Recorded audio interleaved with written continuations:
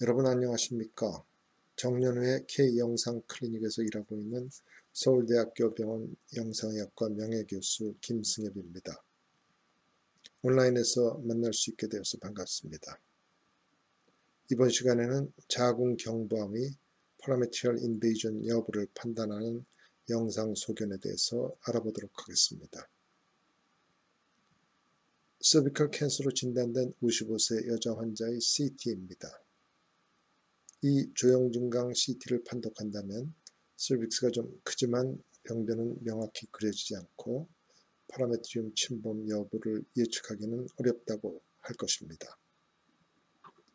반면에 같은 환자의 T2 웨이티드 MRI에서는 어떻습니까? 노란 화살표로 표시된 시그널이 낮은 부위가 정상 서비컬 스트로마이고 나머지 커져 있는 설빅스의 대부분은 좀 더 높은 시그널의 튜머가 차지하고 있다는 것을 알 수 있습니다. Full thickness tumor involvement가 있다는 것을 알 수 있고 붉은색 화살표로 표시된 부분에서 left lateral parametrium으로 튜머 익스텐션이 있다는 것을 알 수 있습니다. 같은 환자의 CT와 MRI인데 얻을 수 있는 정보에는 큰 차이가 있습니다. 피고 스테이징이 처음 도입된 것이 1950년인데 최근에 2018년 버전까지 다양한 업데이트가 있어 왔고 스테이지에 따른 치료 방침에도 다양한 발전과 변화가 있어 왔지만 기본적으로 파라메트리얼 인베이전 여부가 수술 치료 가부를 결정하는 가장 중요한 기준이 되어 왔고 따라서 이 부분이 서비컬 캔서의 영상 진단에 있어서도 가장 중요한 부분입니다. 아마도 이런 까닭에 제 강의 제목을 이렇게 정해주신 것으로 이해합니다. 이 논문이 서비컬 캔서 스테이징에 있어서 CT와 MRI를 비교했던 논문인데 서울대학교 병원에서 CT와 MRI를 모두 시행한 30명 환자에서 비교해서 1990년 그러니까 지금부터 30년 전에 레디올로지라는 저널에 발표했던 논문입니다. 이 논문에서 파라메트리얼 인베이전에 대해서 MRI가 CT나 클리니컬 익삼에 비해서 월등하게 낮다는 점을 보고한 바 있습니다. 한 가지 특이했던 것은 파라메트리얼 인베이전 여부에 관한 CT의 진단 정확도가 클리니컬 익삼에 의한 정확도보다 낮다는 점이었습니다. 서울대병원 팀은 계속된 연구에서 3년 뒤 99명의 동일 환자 그룹에서도 같은 결과를 보고한 바 있습니다. 이후에도 여러 사람들의 논문이 같은 결과를 보고했고 2003년 57개의 연구를 대상으로 한 시스테마틱 리뷰에서 파라메트리움의 인베이전에 관한 센시티비티와 스페시피시티에서 CT에 비교한 MRI의 우수성은 확인되었습니다. 2013년의 메타 아날리시스에서도 클리니컬 익자미네이션과 MRI를 비교했을 때 파라메트리얼 인베이전 여부에 관하여 스페시피시티는 비슷하지만 MRI의 센시티비티가 84%로 클리니컬 익자미네이션의 40%의 2배 이상 우수했습니다. 이 연구는 2018년 서울대병원 팀이 보고한 메타아날리시스로 2012년에서 2016년 사이에 보고된 14개의 연구에서 파라메트리움에 관한 풀드 센시티비티가 76%, 풀드 스페시피시티가 94%였고 3T MRI를 사용하고 디퓨전 웨이티드 이미징을 포함한 것이 바람직할 것이라고 보고했습니다. 이처럼 분명한 MRI의 우수성에도 불구하고 프리오퍼러티브 MRI가 피고 스테이징 시스템에 공식적으로 포함되고 있지 않습니다. 그 이유가 무엇일까요? 그 이유는 서비컬 캔서가 MRI 같은 고급 영상 장치가 보편적으로 사용 가능하지 않은 디벨로핑 컨트리에 더 흔한 질환이기 때문입니다. 다시 말해서 피고 스테이징에서 중요하게 생각하는 Universal Availability가 충족되지 않기 때문입니다. 하지만 피고 스테이징 시스템은 MRI가 서비컬 캔서 스테이징에 도움이 된다는 점을 분명히 하면서 MRI가 어베일러블 한 곳에서는 사용할 것을 권하고 있습니다. 따라서 우리나라 같은 의료 환경에서는 서비컬 캔서의 프리오퍼러티브 스테이징에서 MRI가 가장 적절한 영상법이라는 점에는 이견의 여지가 없습니다. 이와 같은 MRI의 우수함에도 불구하고 CT가 MRI에 비해서 더 유용한 경우들도 있습니다. 예를 들면 이 케이스와 같이 far advanced cervical cancer인 경우에는 CT가 MRI보다 더 적절한 검사법입니다. 이 케이스는 블레더와 렉툼 모두 인볼브한 휴지 cervical mass가 있고 익스텐시브한 리버와 레트로페리토니얼 림프노드 메타스타시스가 있는 예로 이런 경우에는 MRI를 이용해서 좀 더 정확한 로컬 스테이징을 하는 것보다는 CT를 이용해서 어퍼 앱도멘에서부터 펠비스까지 한꺼번에 평가하는 것이 훨씬 효율적입니다. 이런 경우에도 CT와 MRI를 동시에 시행하는 경우들이 왕왕 있는데 이런 방식의 진료는 적절하지 않습니다. 대부분의 기관에서 사용하고 유로피안 소사이티 오브 유로젠탈 라디올로지의 가이드라인에 따르는 MRI 프로토콜은 기본적으로 세 가지 펄스 시퀀스로 첫째, T2 강조 영상, 둘째, 디퓨전 웨이티드 이미징, 즉 확산 강조 영상, 그리고 셋째, 컨트라스트 인핸스드 이미징, 즉 조형 증강 영상입니다. T2 웨이티드 이미지는 액시얼, 코로날, 세지탈의 세 가지 플레인의 영상을 얻는데 하늘색으로 표시된 트루 액시얼 영상보다 분홍색으로 표시된 오블리크 액시얼 혹은 오블리크 코로날 플레인을 선호하기도 합니다. 이론적으로는 서비컬 커넬과 수직 방향인 오블리크 액시얼 혹은 오블리크 코로날 이미지가 단순 액시얼 이미지보다 우수하리라고 예측할 수 있지만 현실에 있어서는 촬영과 판독에 번거로운 면도 있어서 사용하지 않는 것이 많습니다. 디퓨전 웨이티드 이미징은 조직 안에서 워터 몰레큘의 확산이 얼마나 제한되는가를 보여주는 영상인데 일반적으로 악성 종양에 있어서 높은 셀룰라리티에 의해서 확산 제한이 심해지기 때문에 디퓨전 웨이티드 이미징에서 하이 시그널의 병변으로 보이고 확산 계수를 나타내는 ADC, 즉 Apparent Diffusion Coefficient 맵에서는 low signal intensity로 보이게 됩니다. T2 weighted 이미지와 Contrast Enhanced T1 weighted 이미지에 비해서 Diffusion weighted 이미징과 ADC 맵은 Resolution, 즉 해상도는 좀 떨어지지만 Contrast, 즉 대조도는 아주 높아서 병변의 경계가 뚜렷하게 보이는 것이 큰 장점입니다. 파라메트리움을 정확히 평가하기 위해서는 우선 병변이 뚜렷하게 보여야 합니다.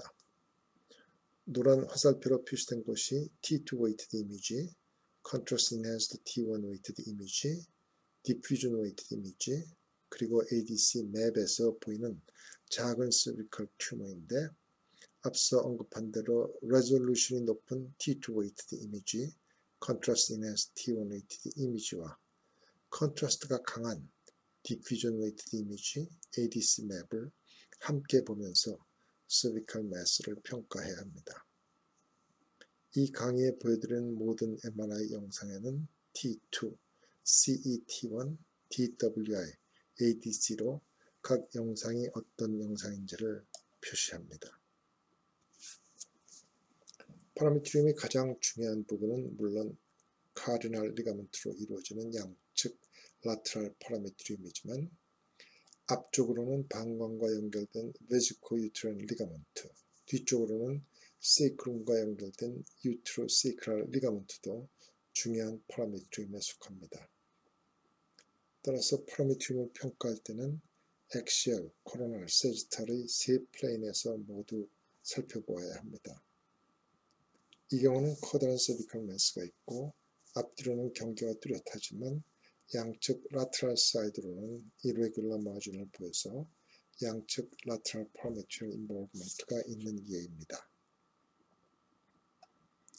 여기 보는 케이스의 경우에도 양측 라테랄과 포스티어 파라메트림이 모두 인볼브되고 앞쪽으로 블래더와의 사이에 베지코 이트런 리가먼트도 침범되어 네 방향의 파라메트림이 모두 침범된 케이스입니다.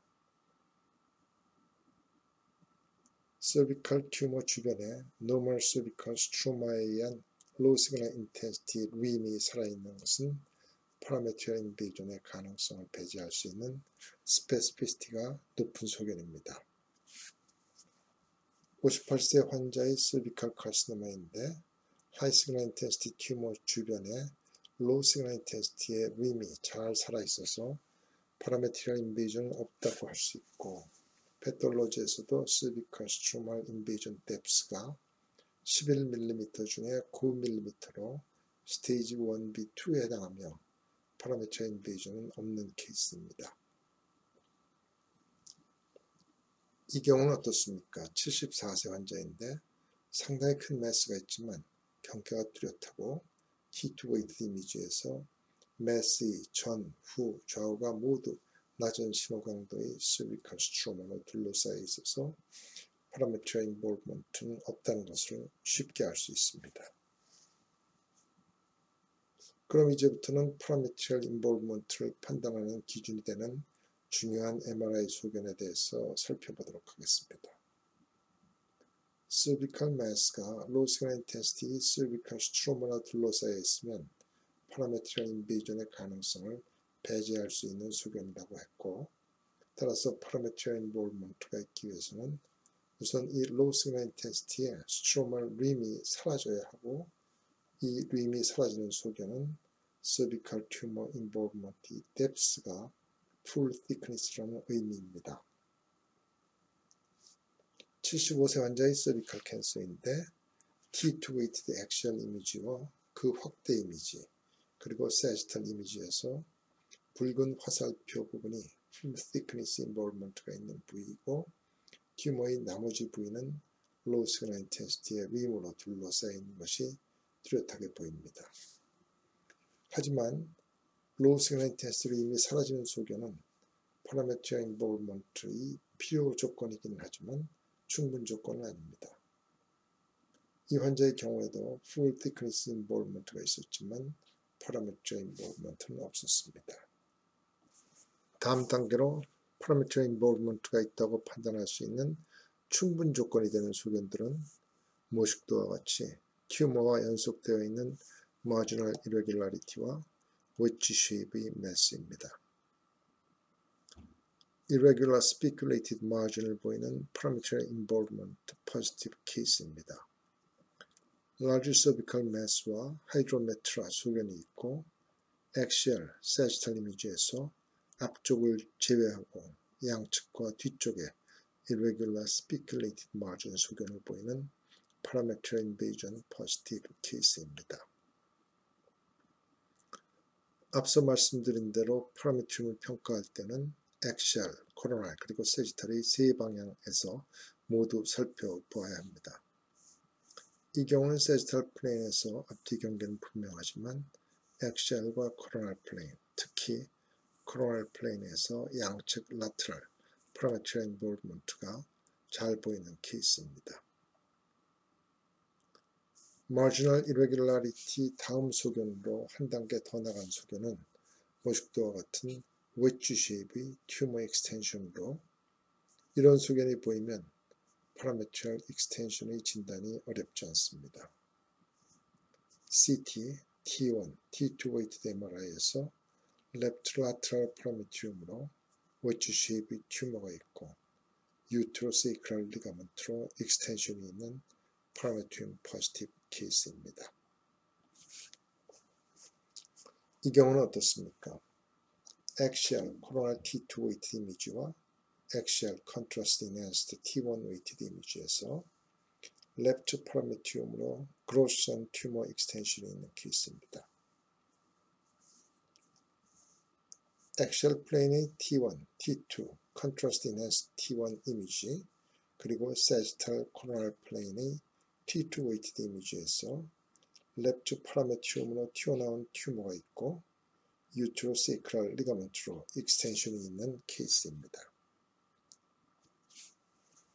이 케이스는 이 이미지에서는 마지널 이레귤라리티, 이 이미지에서는 매스 익스텐션이 있는 파라메트린 포지티브 케이스입니다.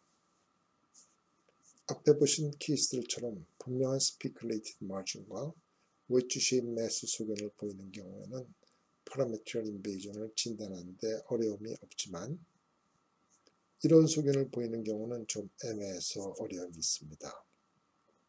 이런 예들을 보도록 하겠습니다. 이 케이스에서 보시면 cervix의 우측 절반은 정상적인 low signal intensity cervical stroma가 잘 유지되어 있고 왼쪽 절반은 튜머인데 노란 화살표 부위에 full thickness involvement가 있다는 것을 알 수 있습니다.